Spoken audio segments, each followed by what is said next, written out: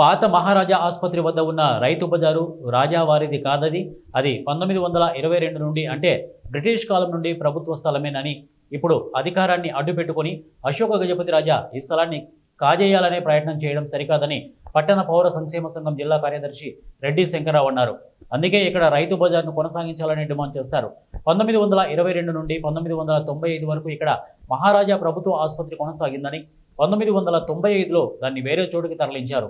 1995 నుండి 99 వరకు ఖాళీగా ఉన్న స్థలం ప్రైవేటుదని, అయితే 1999లో అశోక గజపతి రాజు రైతు బజారు ఎలా ప్రారంభించారు, మహారాజా వారి వారసుల స్థలం అనడానికి ఎటువంటి ఆధారాలు లేవని, 2018లో టీడీపీ ప్రభుత్వమే CCLA ఆఫీస్ నుండి జీవో ఇచ్చిందని వారు అన్నారు.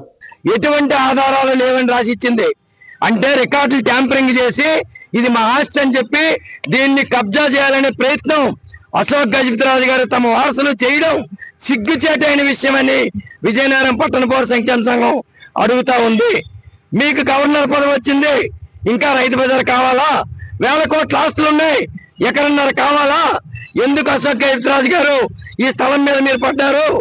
1922 నుండి 1995 వరకు ఇక్కడ ప్రభుత్వ ఆసుపత్రి నిర్మాణం జరిగి నడుస్తుంది. దానికి రాజా సాహెబ్ పేరుతో నడుస్తూ ఉంది. 95లో ఆ స్థలాన్ని వేరే దగ్గరికి మార్చారు. ఇప్పుడు ప్రభుత్వ ఆసుపత్రి వేరే చోట నడుస్తుంది. 99లో రైతు బజారు ఇచ్చారు. మరి 95 నుంచి 99 మధ్య 4 ఏళ్ళు ఖాళీగా ఉన్న ఈ స్థలంలో అధికారంలో ఉన్న టీడీపీ ఏం చేసింది?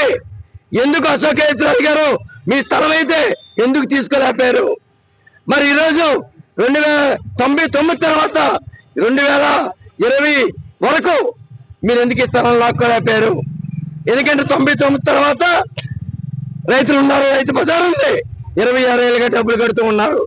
3 ఈరోజు ఈ స్థలం ఖాళీ